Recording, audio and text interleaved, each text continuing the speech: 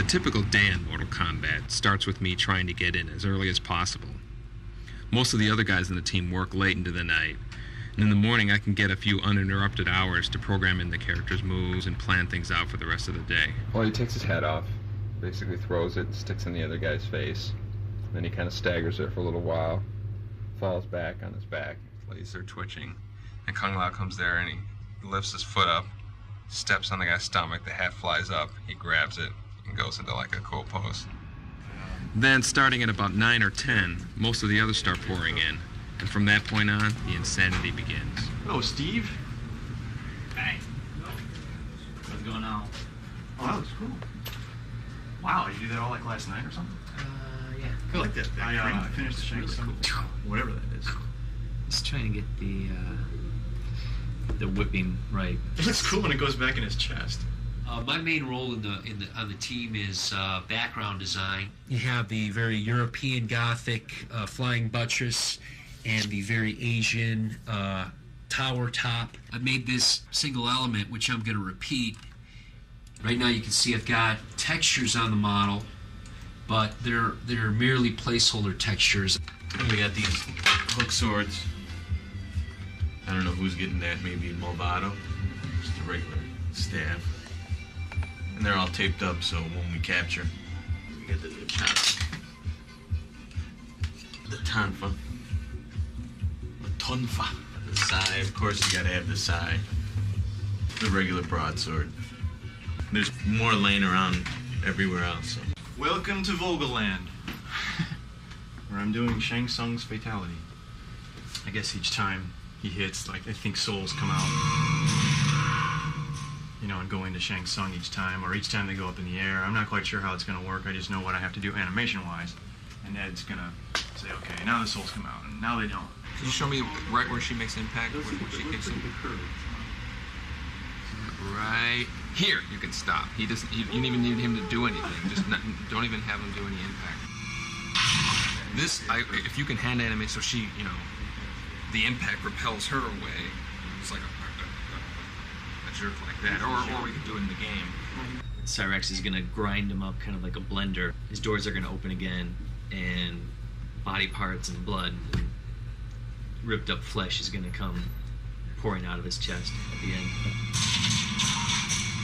Tony's actually doing the bloody stumps and bloody pieces. I do a lot of the whatever effects is needed for someone if they're getting, say, cut in half or something like that. This would overlay on top, and this part up here I haven't done it yet. Just kind of be the spinal column. So you get 2 in 1 here. You get a lot of good use of texture space. What experience do you have that would qualify you as motion capture talent? Rolling. Start now. More motion. They will be unstoppable.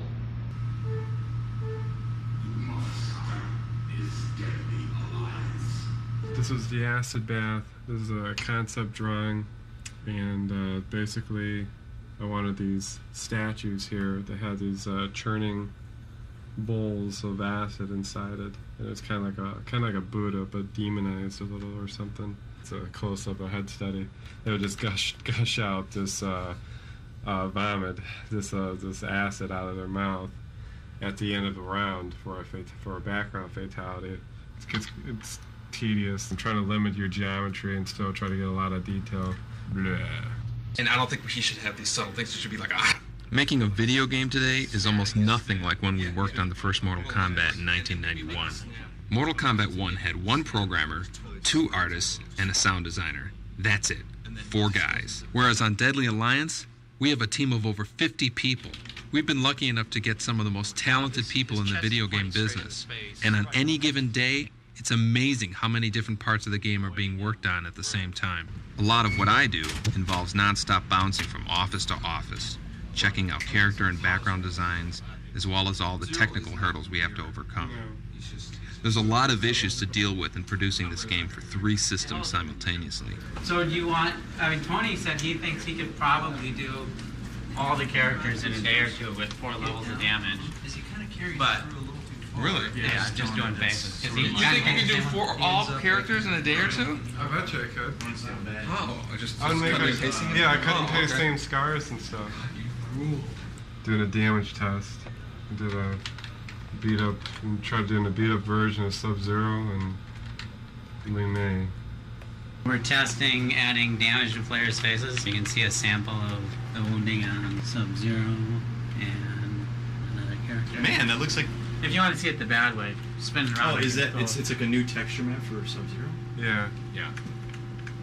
Because that looks awesome. You know that some of those images actually look better at 128. Because when you have that much data to scramble.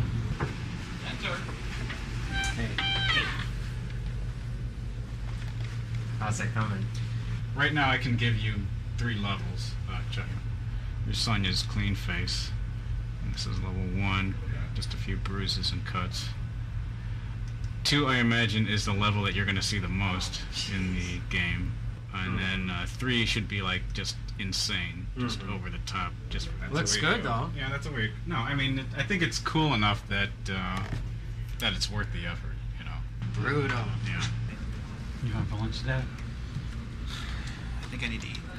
Let's go get Tony or something like that. Good. Hoagie's good. We're doing Lee May's Fatality, and John needs the Maya model. You know, if it can have the texture maps too, that'd be cool. That's what I want. Oh,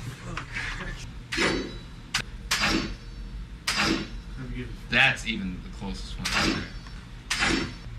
Usable? Yeah. Alright, I'll give him to Dan when he comes in next. Cool. Thanks. So it has digits in it, but that's what I'm showing. Right. Let's Oh, there you go. Look at that. And here's our test your mic problem. Warm up animations.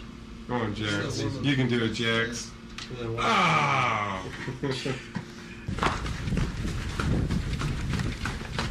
Today's a motion review, and then at the end of it, I'll show you stuff for lighting review, etc. But at any point, feel free to throw any comments out there about anything. Just be aware that I might say, yeah, that hasn't been lit yet, or yeah, we know that. Because I just had my team meeting, and here's an entire list of notes that we had from today's review. The camera motion on the very first shot, Mm-hmm. it just seems a little quick. There's no ramp up to it. It just kind of starts speed and it goes across. I know we need to kind of get there, so maybe we need to just kind of look at that shot against the previous shot and see if it works. There's some kind of problem with your work. Everybody says there's a communication problem. What gives? Dude, I don't even know you anymore. Just kick right away. Okay. Then, but you know, do the for a good hook.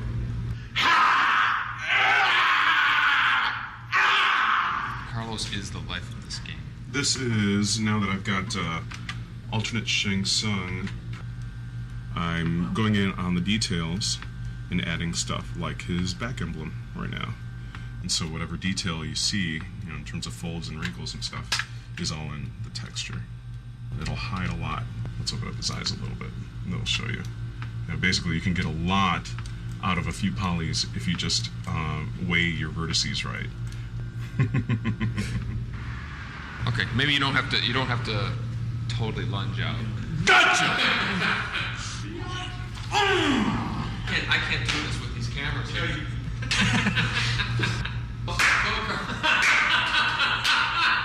You can't kill me, I'm immortal. For Blind Kenchi's reaction. It's just Kenshi now. Okay, Kenshi.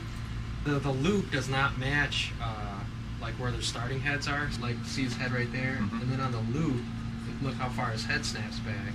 I had to loop like the last bit of frames in order to make it look. So I guess we're going to have to figure out a way to go about connecting the each of the coffins with the amount of money spent. And Right, we've got the database, which is going to tell us what's in each coffin, how much the coffins cost. Once the player opens a coffin, it has to be marked in the player profile table. So how many coffins are there in this crypt? It's a 26 by 26 array, so there's 676 coffins. That's a lot of coffins. It's acting. This is the life, man. This is the life. So how's that motion work for you?